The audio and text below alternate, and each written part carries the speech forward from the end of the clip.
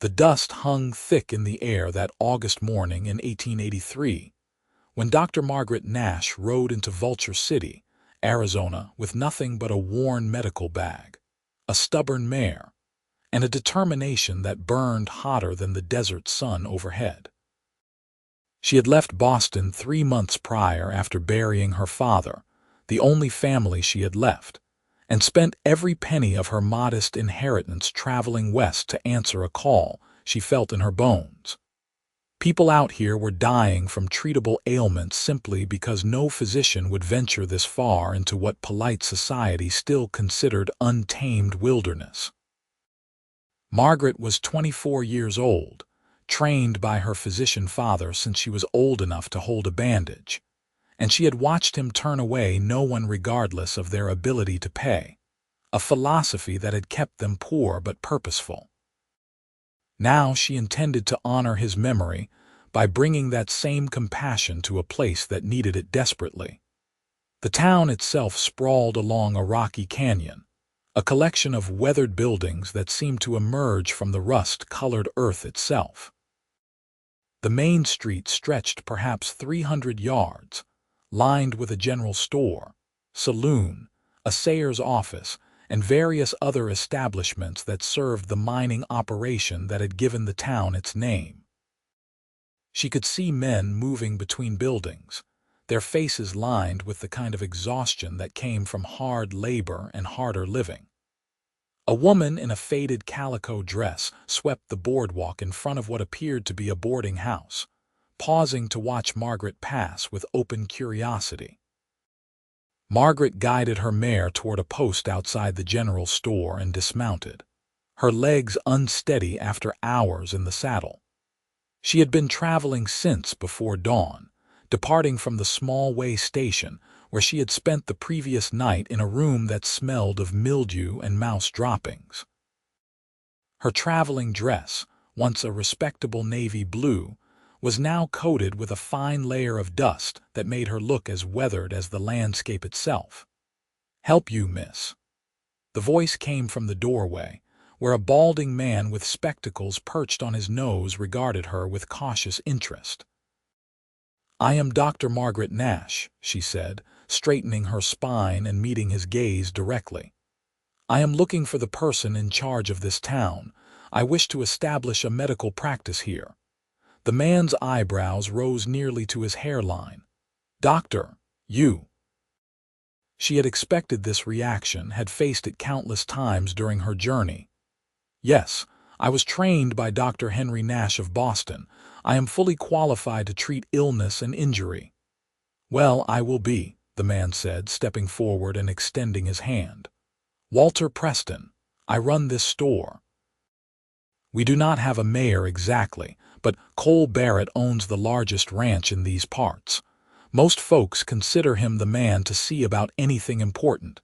His spread is about 5 miles northeast of here. Could someone direct me there?"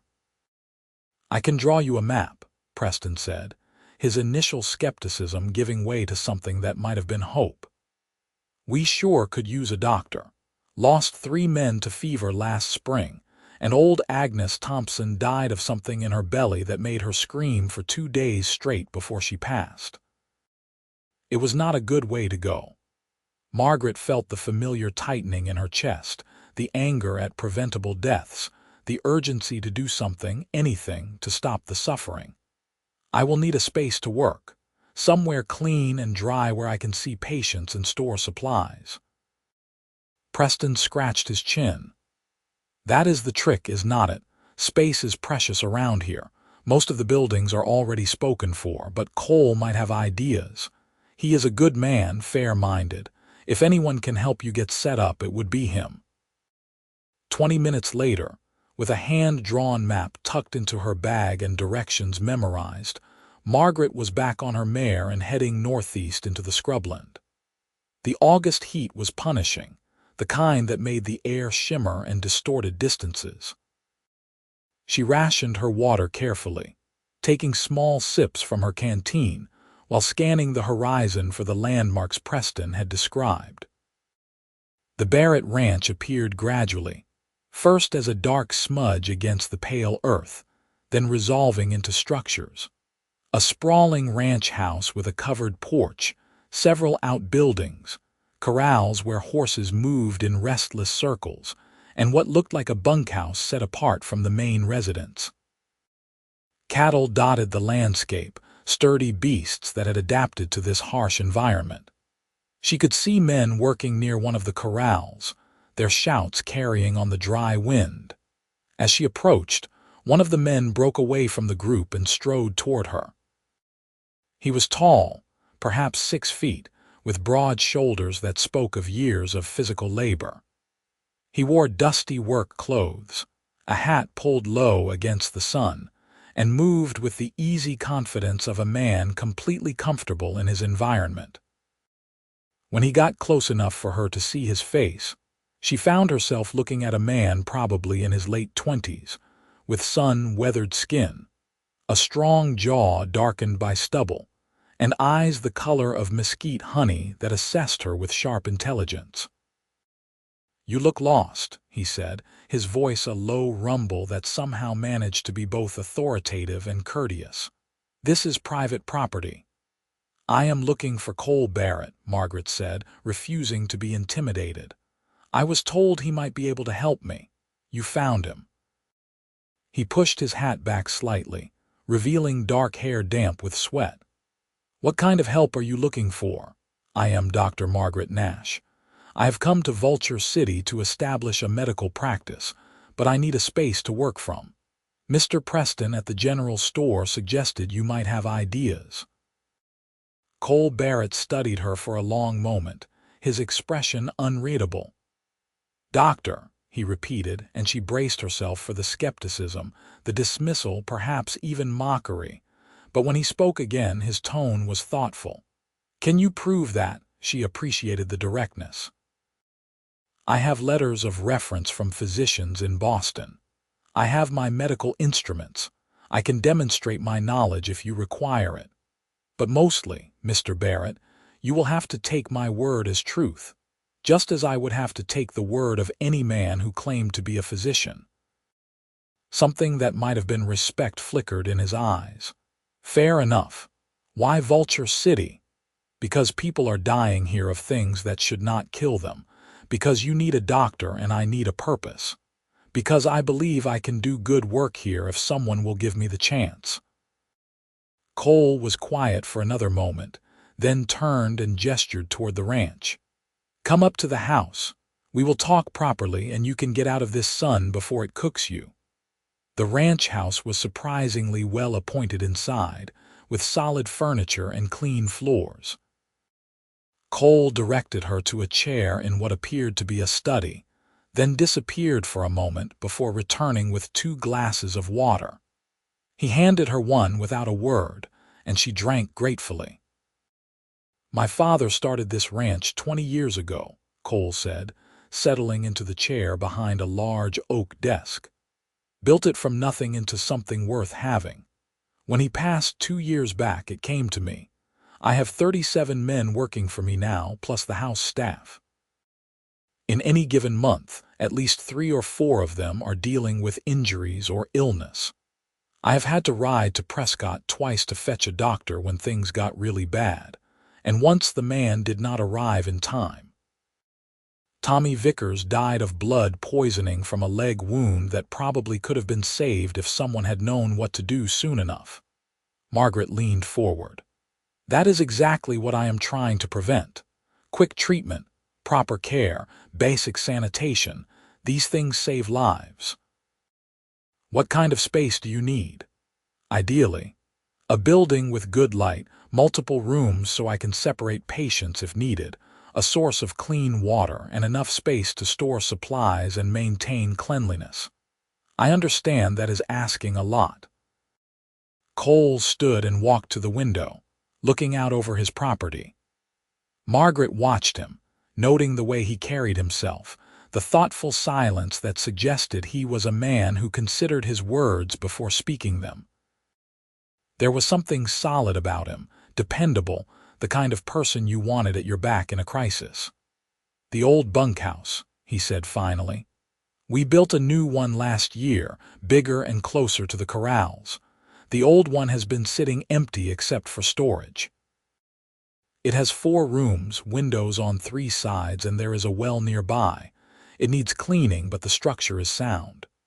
Hope flared in Margaret's chest. Here on your ranch, would not you prefer I set up in town? He turned to face her. My men need care. So do the people in town.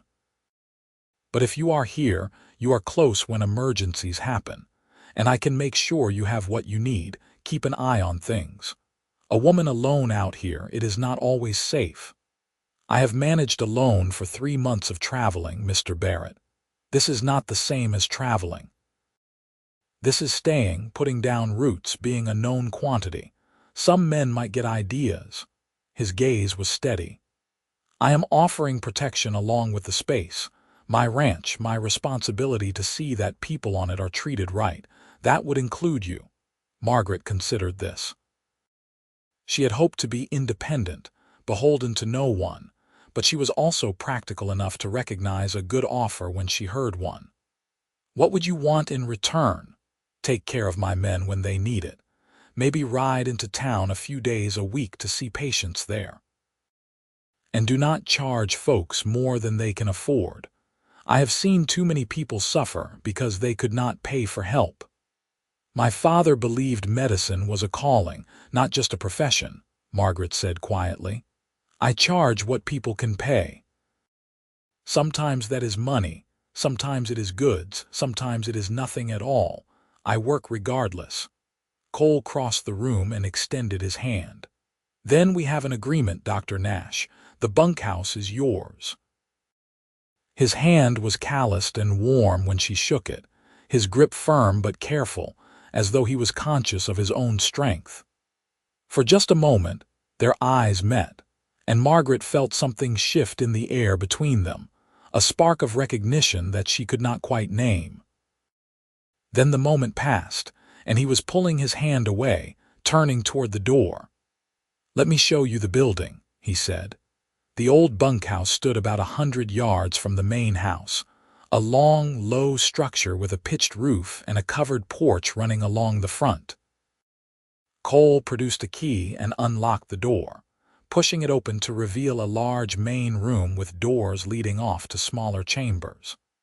Dust motes danced in the shafts of light coming through the windows, and the air smelled of disuse, but Margaret could see the potential immediately. This main room could be a waiting area and examination space, she said, moving through the space with growing excitement. These 2 smaller rooms could be for patients who need to stay overnight, and this one could be my supply room and office. She turned to Cole. This is perfect. This is more than I hoped for. It needs work, he cautioned. Cleaning, repairs, probably some furniture you do not have. I can clean. I can make do with what I have until I can afford more. I will have some of the men help with the heavy work, Cole said. Get it habitable faster. The sooner you are set up, the sooner you can start helping people. Over the next 3 days, Margaret worked alongside Cole's ranch hands to transform the abandoned bunkhouse into something resembling a medical clinic. The men were initially wary of her, uncertain how to interact with a female doctor, but she won them over through sheer determination and competence. When one of the younger hands, a boy named Jack who could not have been more than 19, sliced his hand open while hauling broken furniture, Margaret cleaned and stitched the wound with such efficiency that the others stopped to watch. Barely hurt at all, Jack said wonderingly, flexing his bandaged hand. You sure know what you are doing, Dr. Nash. I have stitched more wounds than I can count, Margaret replied, cleaning her instruments. You will heal clean if you keep it dry and change the bandage like I showed you. Cole himself worked alongside them, hauling water, scrubbing floors, repairing a broken window frame. Margaret found herself acutely aware of his presence, the way he moved through tasks with quiet efficiency, how he treated his men with respect but commanded their loyalty without effort. He rarely spoke more than necessary, But when he did, people listened. On the evening of the third day, as the sun painted the desert in shades of amber and crimson, Margaret stood on the porch of her new clinic and surveyed the result of their labor. The floors gleamed, the windows sparkled, and the whole building smelled of lye soap and fresh air. Her examination table, a sturdy piece her father had made years ago and which she had shipped west at considerable expense, occupied pride of place in the main room. Her instruments were arranged in careful order, her limited supply of medicines organized in the room she had designated as her office. "Looks good," Cole said, appearing at her elbow. He had a way of moving quietly despite his size. "You did fine work here." "We did fine work," Margaret corrected. "I could not have managed this alone. Please thank your men for me. Thank them yourself. You will be seeing enough of them, I expect." He paused, then added, "There is a room in the main house if you want it. My housekeeper, Rosa, she keeps everything proper and there is space." "I will stay here," Margaret said. "One of those back rooms has a bed. I need to be where my patients are, especially at first. Figured you would say that." He reached into his pocket and pulled out a small revolver, offering it to her handle first. "Know how to use one of these." Margaret had been raised by a practical man who believed his daughter should know how to defend herself. "My father taught me, but I do not like guns." "Not about liking. It is about being safe. You keep this close, and if anyone gives you trouble, you use it. The men know you are under my protection, but not everyone who wanders through here works for me."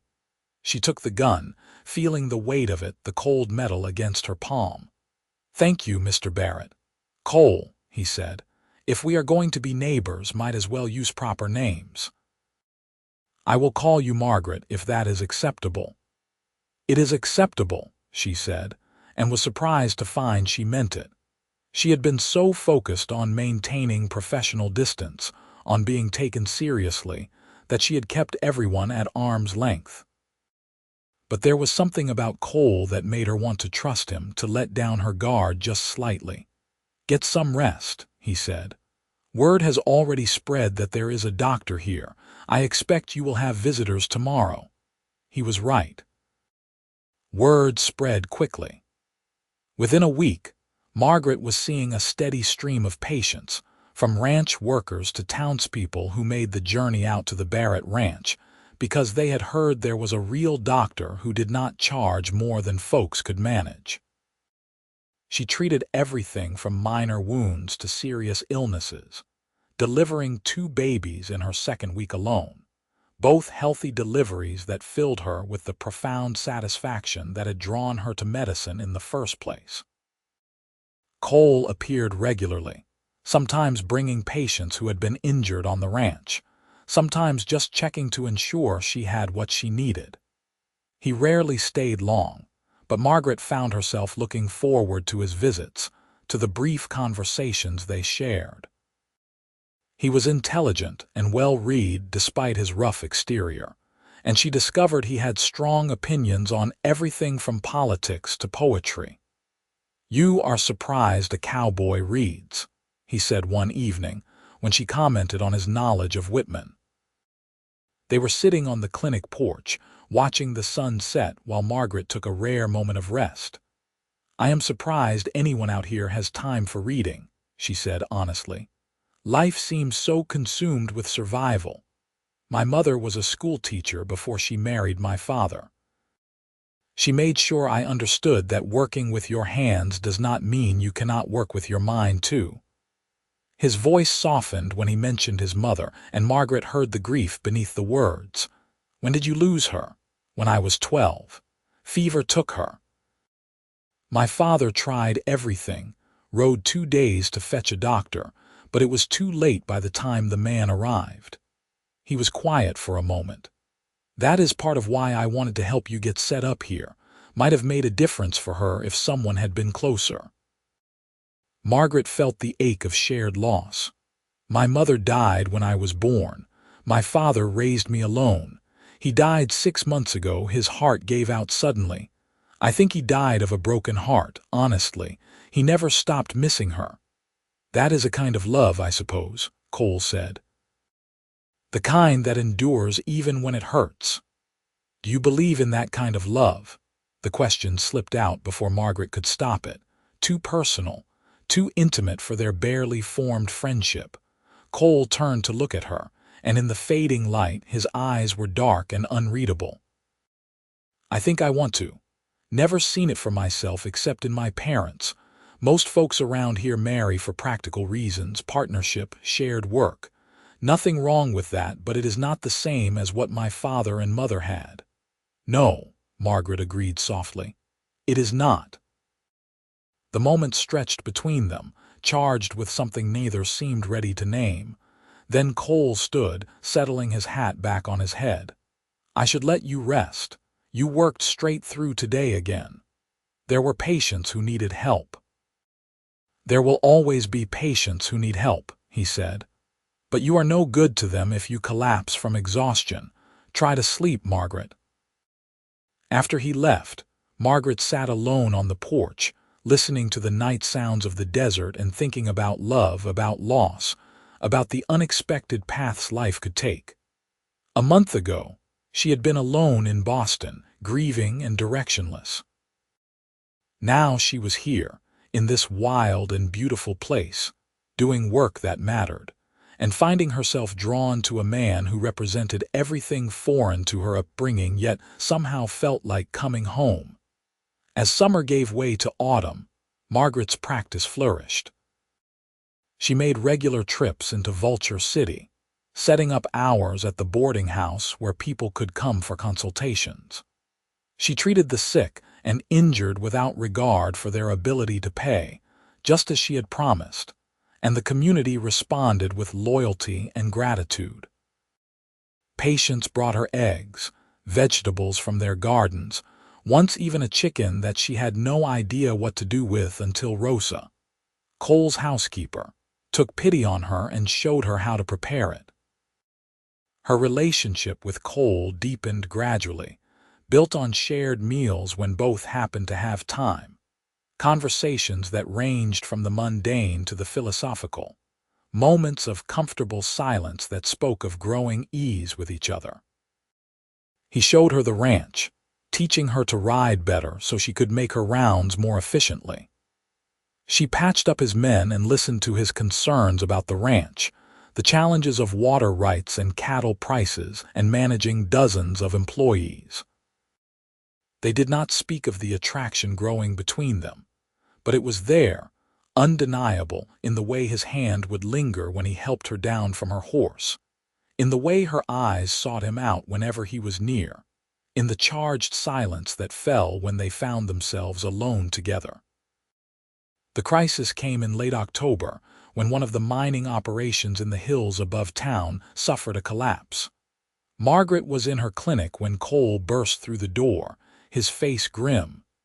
"Cave in at the Phoenix mine," he said without preamble. "At least a dozen men trapped or injured. They need you up there now." Margaret was already grabbing her bag, checking her supplies. "How bad?" "Bad. I am riding up with you. You will need help."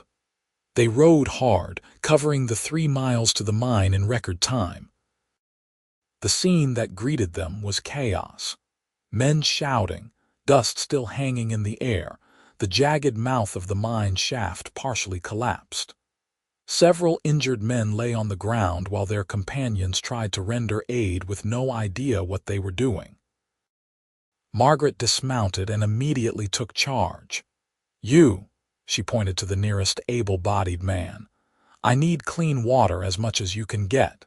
You bring me blankets and anything clean that can be used for bandages. Someone get me light, lanterns, torches, whatever you have." She moved among the injured with Cole at her side, doing rapid assessments. 3 men with broken bones, 1 with a serious head wound, 2 with crushing injuries to their legs, 1 who was coughing up blood in a way that suggested internal injuries. She worked with fierce concentration, setting bones, stitching wounds, doing everything she could with limited supplies in terrible conditions. Cole proved invaluable, following her instructions without question, holding patients still while she worked, using his strength where it was needed. He never flinched from the blood or the screams, staying calm and steady even when she knew he must have been shaken. "This one needs surgery," she said quietly, examining the man with internal injuries. "I cannot do it here. We need to get him back to my clinic, but moving him is risky." "What are his chances if we do not move him? He will die, probably within hours. Then we move him." Cole organized a makeshift stretcher, recruiting the strongest men to carry it. "I will ride ahead, have Rosa prepare your clinic. You bring him slow and steady." The journey back to the ranch was agonizing. Margaret rode alongside the stretcher, monitoring her patient's breathing, terrified that every jolt would be the one that killed him. But they made it, and Rosa had the clinic prepared exactly as needed, boiling water ready, clean linens laid out, extra lanterns burning. Margaret operated on the dining table Cole had moved into the clinic, with Cole himself assisting, handing her instruments, following her terse instructions. The surgery took 3 hours, repairing a tear in the man's spleen and stopping the internal bleeding. When she finally stepped back, exhausted and covered in blood, she was not certain if her patient would survive the night, but she had given him a chance. "You should clean up," Cole said quietly. "I will watch him. I need to monitor him. If he starts bleeding again, I will come get you immediately. But you are dead on your feet, Margaret. 20 minutes to wash and change clothes. I promise he will not be alone." She was too tired to argue. Rosa had prepared hot water and clean clothes, and Margaret scrubbed the blood from her hands and face, changed into a fresh dress, and returned to find Cole exactly where she had left him, watching their patient with unwavering focus. "No change," he reported.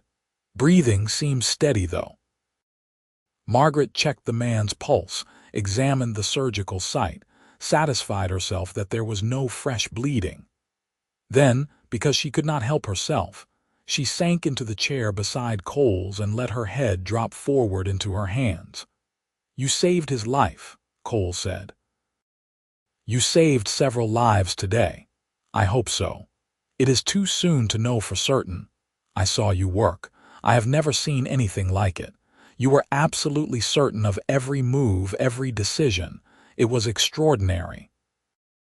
Margaret lifted her head to find him looking at her with an expression she could not quite read, something fierce and tender all at once.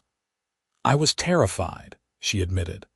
"The whole time, I was terrified I would make a mistake, that I would lose someone I could have saved.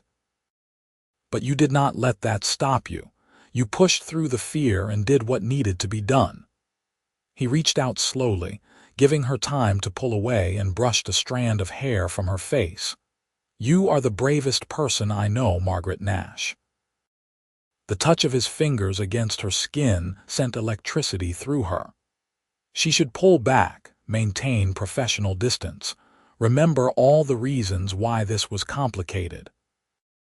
But she was tired of being alone, tired of denying what she felt, tired of pretending that she did not feel her heart race every time Cole Barrett walked into a room.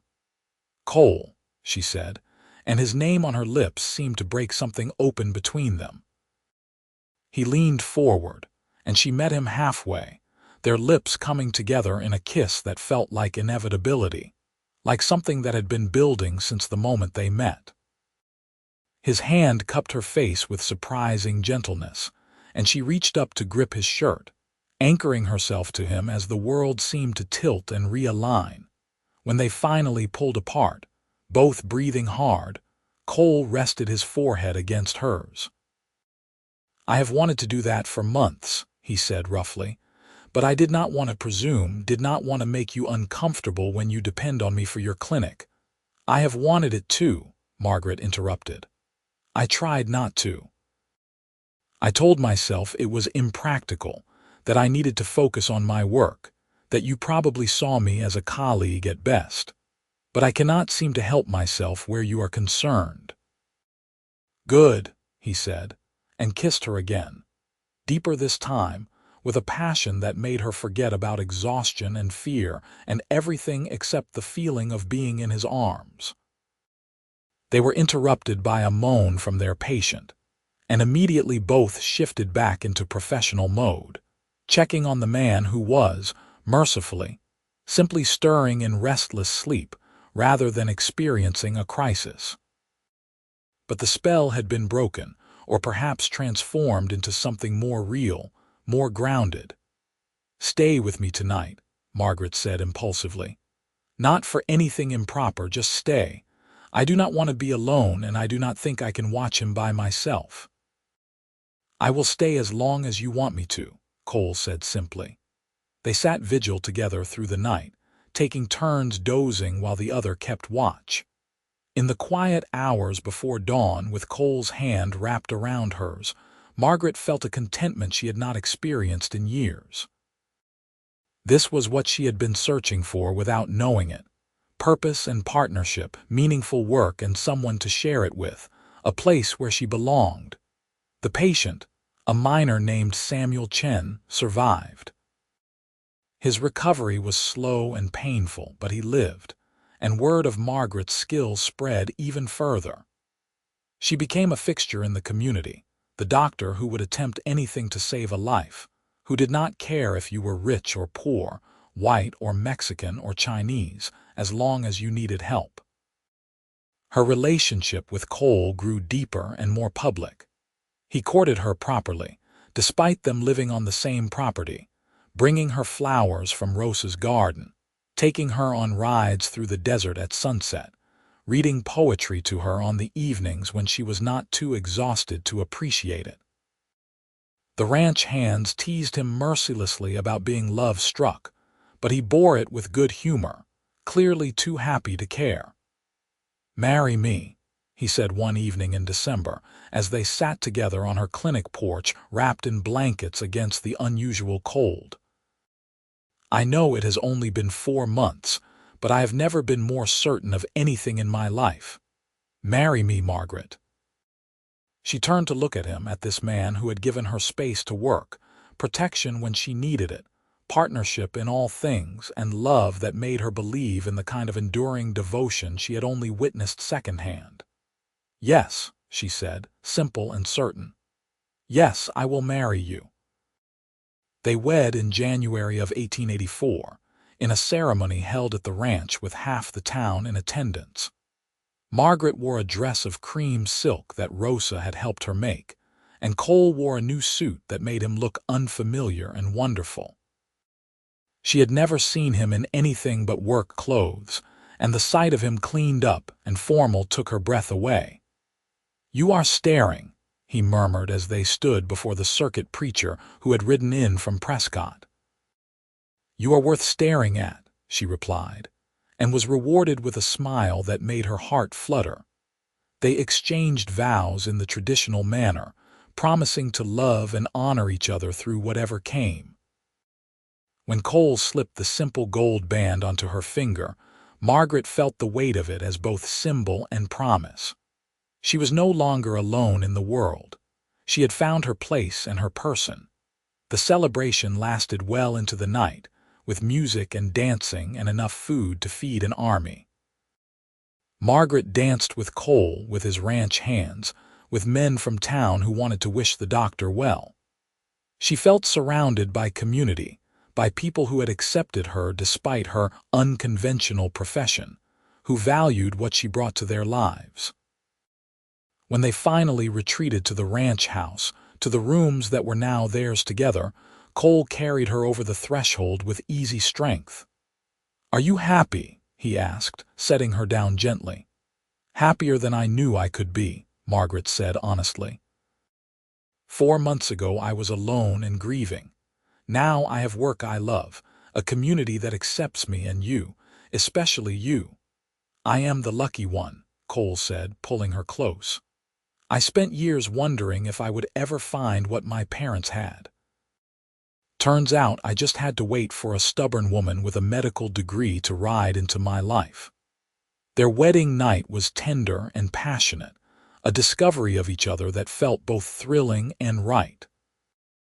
Afterward, lying in Cole's arms with her head on his chest, listening to the steady beat of his heart, Margaret thought about the journey that had brought her here and felt gratitude for every difficult mile. Life settled into a new rhythm after the wedding. Margaret continued her medical practice, now splitting her time more formally between the ranch clinic and regular hours in Vulture City. Cole managed his ranch, but they made time for each other, for quiet dinners and long conversations and the simple pleasure of shared presence. Spring brought new challenges when an outbreak of measles hit the town. Margaret worked around the clock, treating patients and trying to prevent the disease from spreading further. Cole turned part of the ranch into a makeshift quarantine area, helping her care for the sickest patients. Together they saved most of them, though they lost 2 children and an elderly woman, deaths that hit Margaret hard. "You cannot save everyone," Cole told her gently, holding her while she cried for the patients she had lost. "You did everything possible. It does not feel like enough. It never does for people like you.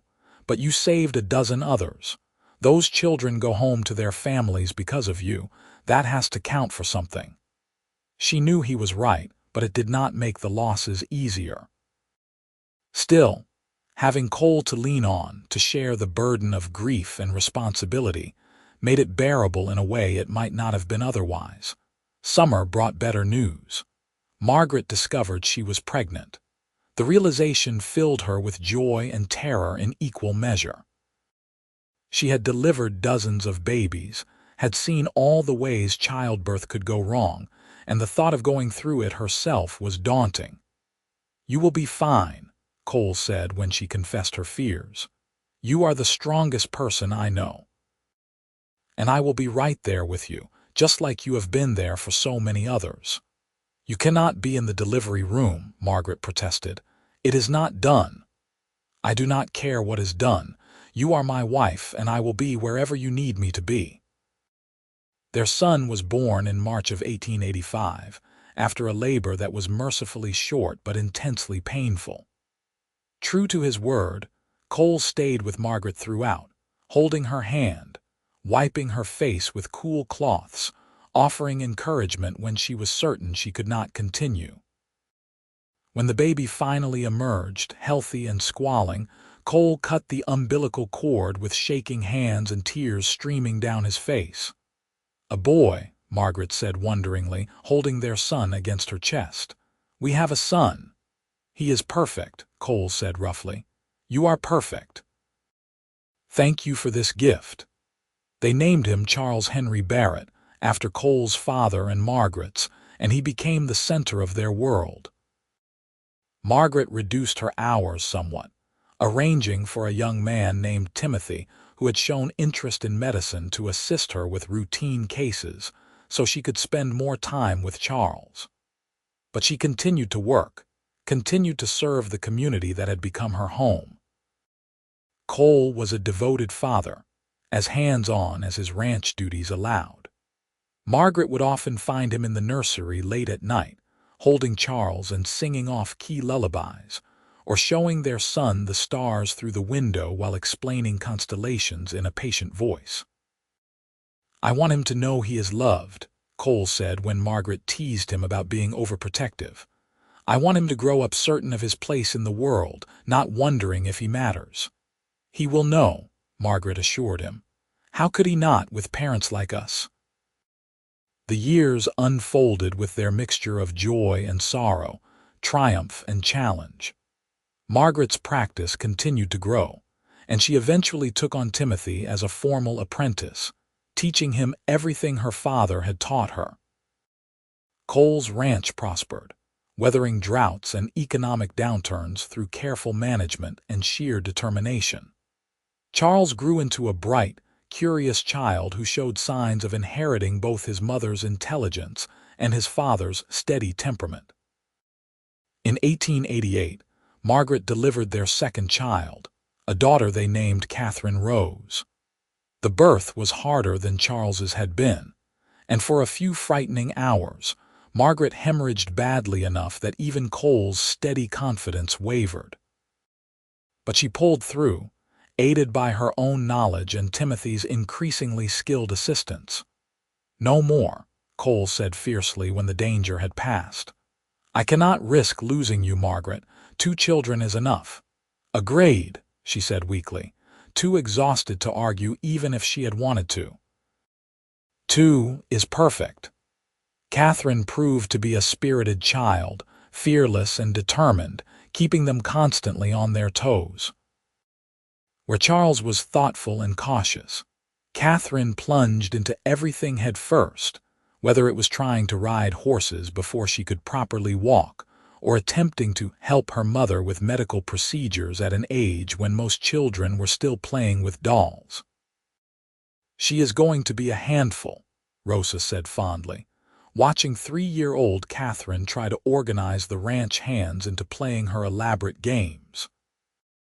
"She is going to be extraordinary," Margaret corrected, and was rewarded with a knowing smile from the housekeeper who had become a dear friend over the years. Time moved forward as it does, marked by seasons and milestones. Charles started formal schooling with a teacher who had established a small school in Vulture City, showing an early aptitude for numbers and science. Catherine followed her brother everywhere, insisting she could do anything he could do and often proving it. Cole's ranch became one of the most successful in the territory, known for fair dealing and quality cattle. Margaret's clinic was now an established institution, with Timothy handling many routine cases while she focused on complex cases and training. On their 10th wedding anniversary in 1894, Cole took Margaret back to the spot where her clinic stood, the old bunkhouse that he had offered her all those years ago. "You remember the first time I brought you here?" he asked, holding her hand as they stood on the porch. "I remember thinking it was more than I had dared to hope for," Margaret said. "A space to work, the chance to help people. I thought that was all I was getting. And now I know I got everything. The work, yes, but also you, our children. A life richer than I ever imagined possible." She turned to face him, this man who had aged into his mid-30s with grace, his face more lined but his eyes still warm when they looked at her. "You gave me more than a space to treat the sick, Cole. You gave me a home. You gave me purpose beyond just surviving," he replied. "Before you came, I was going through the motions, running the ranch because it was what my father wanted, what was expected. But you made me remember what it felt like to care about something, someone, beyond duty. You made me remember how to live." They kissed there on the porch, a decade of love and partnership and shared struggles deepening the connection between them. Their children, now 8 and 6, were back at the house with Rosa, probably running circles around her. Their life was full and complicated and sometimes exhausting, but it was theirs, built together from nothing but determination and hope. As the years continued to pass, Margaret watched her children grow with a mixture of pride and bittersweet awareness of time's passage. Charles, serious and studious, expressed interest in law, wanting to help people through justice the way his mother helped them through medicine. Catherine, wild and free-spirited, declared she wanted to be a rancher like her father, and Cole began teaching her everything he knew about managing land and livestock. The territory itself was changing too. Arizona was modernizing, with railroads and telegraph lines spreading across the landscape, bringing the wider world closer. Vulture City grew beyond its mining origins, becoming a proper town with a school, several churches, and even a small hospital that Margaret had been instrumental in establishing, though she continued to operate her ranch clinic as well. In 1899, as the century drew to a close, Margaret and Cole sat on the porch of their home, watching the sunset paint the desert in shades of gold and rose. They were in their early 40s now, no longer young but not yet old, settled into their life together with the ease of long partnership. 15 years, Margaret said, leaning against Cole's shoulder. Sometimes it feels like forever, and sometimes it feels like no time at all. I know what you mean. I can remember exactly what you looked like riding into my ranch that first time, covered in dust and determined to change the world. But I also cannot quite remember what life was like before you were in it. You ever regret it? Taking a chance on a strange woman with a medical degree and more stubbornness than sense? Cole laughed, the sound warm and familiar. Not once, not for a single moment. You are the best decision I ever made, Margaret Barrett. Their children were growing up, Charles now 14, and showing signs of the man he would become, tall and thoughtful like his father. Catherine at 12 was still all energy and opinions, challenging everything and everyone but with a good heart beneath the bluster. They would both leave eventually, Margaret knew, going off to pursue their own dreams and lives. But for now, they were still home, still the center of the family's universe. As Margaret moved into her 50s, she began to think about legacy, about what would remain after she was gone. She wrote down everything she knew about medicine, creating detailed journals that Timothy and any future doctors could use. She established a scholarship fund to help young people who wanted to pursue medicine, but lacked the means. She made sure the hospital in Vulture City would continue to serve everyone regardless of their ability to pay. Cole, understanding her need to ensure her work would outlast her, supported every initiative. The ranch continued to thrive under his management, and he began training Charles in the business side of ranching, even though his son's interests lay elsewhere. He should know how to manage land and resources, Cole explained to Margaret. Even if he becomes a lawyer, understanding the practical side of life out here will serve him well. Catherine, meanwhile, was becoming an expert horsewoman, able to ride and rope as well as any of the ranch hands. She had her mother's determination and her father's steady hands, a combination that made her formidable. She accompanied Cole on cattle drives, ignoring the scandalized whispers of more traditional folks who thought a young woman had no place doing such work. "Let them talk," Margaret said when Catherine came home upset about the gossip. "Your father and I have never lived by others' expectations. Why should you?" In 1905, Charles left for university in California, planning to study law. His departure left a hole in the household, but Margaret and Cole were proud of the man he had become. Principled, compassionate, intelligent. Catherine, now 18, had no interest in further formal education, choosing instead to work full-time on the ranch, learning every aspect of the operation. "She is better at this than I was at her age," Cole admitted, watching his daughter direct a team of workers with calm authority. "She has a natural gift for it." "She has your gift," Margaret corrected. "She learned from the best." The new century brought continued changes to Arizona and to their lives.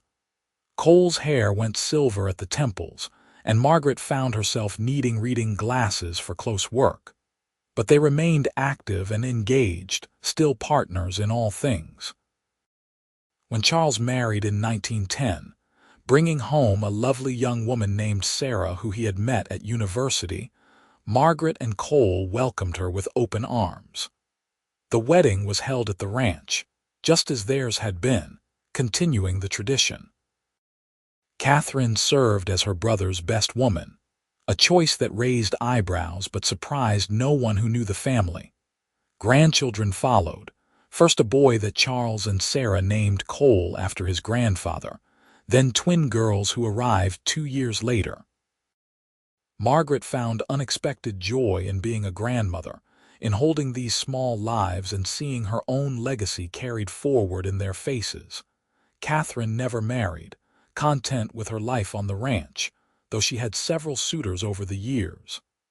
"I am happy as I am," she told her parents. "The ranch is my passion. I do not need anything else."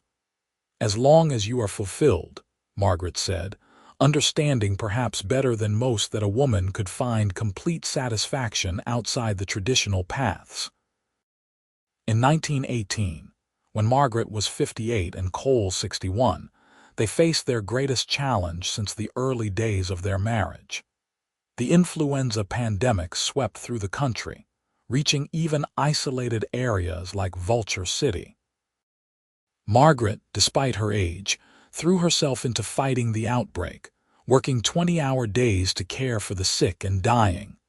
Cole, terrified of losing her but knowing better than to try to stop her, supported her however he could.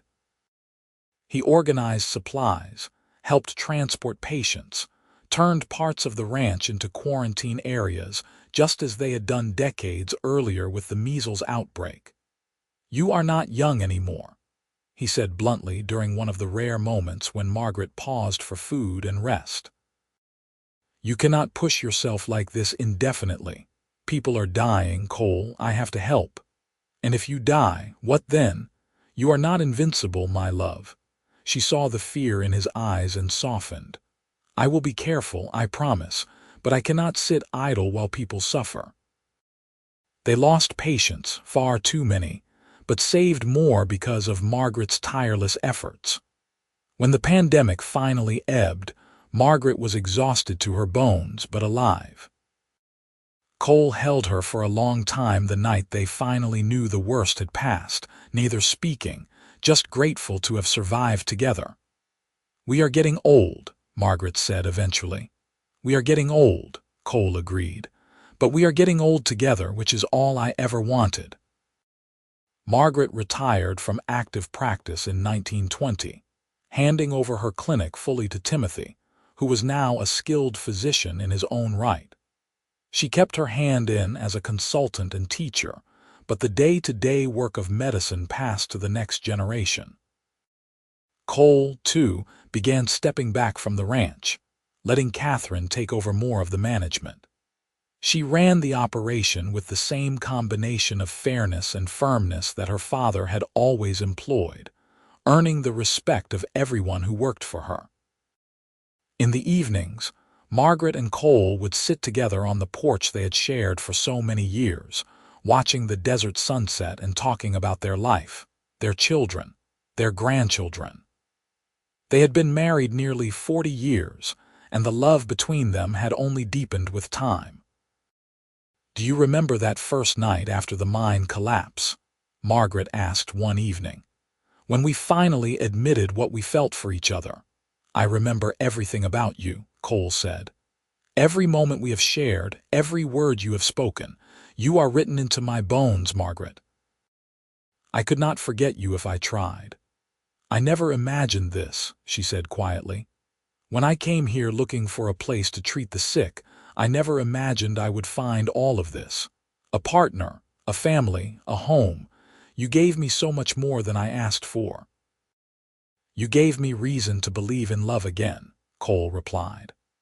"After losing my mother, watching my father grieve himself into an early grave, I thought maybe that kind of love was too dangerous, too painful. But you showed me it is worth the risk. Every single day with you has been worth whatever pain might come." They were both in their 70s now, their children grown with families of their own, their grandchildren growing up with the same values of compassion and service that had defined their lives. The ranch continued to prosper under Catherine's management, and the medical clinic remained a vital part of the community. In 1925, on their 41st wedding anniversary, Cole arranged a surprise for Margaret. He took her back to the old clinic building, which was now used for storage, and showed her what he had been working on secretly for months. Inside, he had created a museum of sorts, documenting Margaret's 4 decades of medical practice in Arizona. There were photographs of the clinic in its early days, letters from grateful patients, newspaper articles about her work, the old medical instruments she had used when she first arrived. On one wall, he had mounted a bronze plaque that read, Dr. Margaret Nash Barrett, who came to Vulture City in 1883 with nothing but skill and determination, and who spent 42 years healing bodies and touching hearts. This building, where countless lives were saved and hope was never rationed, stands as testimony to what one person with compassion can accomplish. Margaret stood in the center of the room, tears streaming down her face as she took it all in. Cole, this is extraordinary. How did you do all this? Catherine helped, and your apprentice Timothy. Everyone wanted to contribute. You touched so many lives, Margaret. This is just a small way of honoring that. She turned to him, this man who had stood beside her for more than 4 decades, who had supported her unconventionally chosen career when many men would have demanded she give it up, who had been partner and lover and best friend all at once. Thank you, she said inadequately. For this, for everything, for clearing out that bunkhouse all those years ago and giving me a chance, for believing in me. Thank you for saying yes when I asked you to marry me, Cole replied, for choosing to build a life here with me, for giving me children and grandchildren, for making every day an adventure. You are the great love of my life, Margaret Nash Barrett, and I would do it all again in a heartbeat. They held each other in that room filled with memories, 2 people who had found each other against all odds and built something beautiful together. The years continued their steady march. Margaret and Cole both moved slower now, their bodies bearing the marks of long, active lives. But their minds remained sharp, and their devotion to each other never wavered. They spent their days in quiet contentment, surrounded by family when children and grandchildren visited, alone together when they did not. Charles had become a successful lawyer, advocating for minors' rights and land reform. He visited regularly with Sarah and their children, now grown themselves, and starting to bring great-grandchildren to meet the family matriarch and patriarch. Catherine remained on the ranch, unmarried but fulfilled, running the operation with skill and expanding it beyond what even Cole had achieved. In the spring of 1928, when Margaret was 68 and Cole 71, they celebrated 44 years of marriage with a party organized by their children. The whole town turned out, people whose lives Margaret had touched, whose children she had delivered, whose illnesses she had cured. Cole's ranch hands, both those who had worked for him for decades and newer employees, all came to pay their respects to the couple who had become legendary in the territory. To Margaret and Cole, Timothy said, raising his glass in a toast, who showed us all what true partnership looks like, what dedication means, and how to build a life of meaning and purpose. May we all be so lucky to find what they found in each other. The crowd erupted in cheers, and Margaret looked at Cole, seeing not the lined face and silver hair but the young rancher who had offered her a bunkhouse and changed her life forever. I love you, she said, simply and completely. I love you, he replied. Always have, always will. They danced that night, slowly and carefully, holding each other close while their family and friends celebrated around them. The sun set over the desert they both loved, painting the sky in the brilliant colors that had marked so many evenings of their shared life. In the years that followed, age finally began to slow them both significantly. Cole's hands, which had worked so hard for so many years, developed arthritis that made simple tasks difficult. Margaret's eyesight faded despite the strongest glasses, forcing her to give up even her consulting work.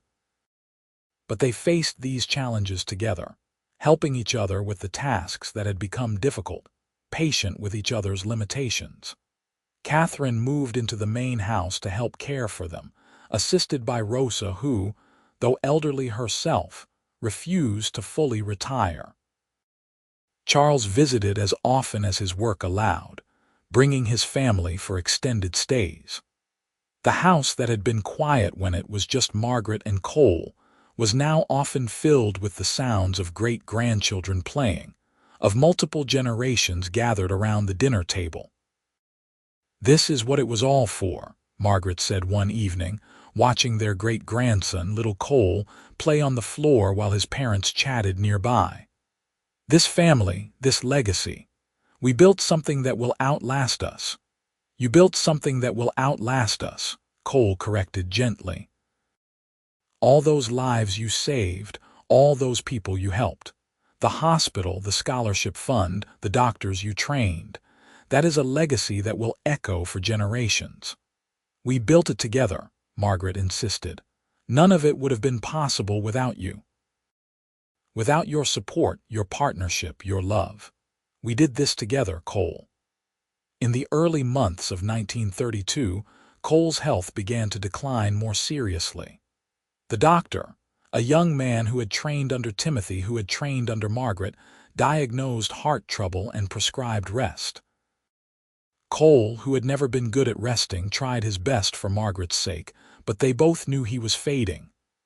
"I am not afraid," he told her one night as they lay in bed together, his hand clasped in hers. "I have had a good life, a full life, more than I ever hoped for. And I got to spend it with you." "Do not talk like that," Margaret said fiercely, even though she knew as a physician what was coming. "You are not leaving me yet, Cole Barrett. Not if I can help it," he promised. "But whenever it happens, I need you to know something. Loving you has been the greatest honor of my life.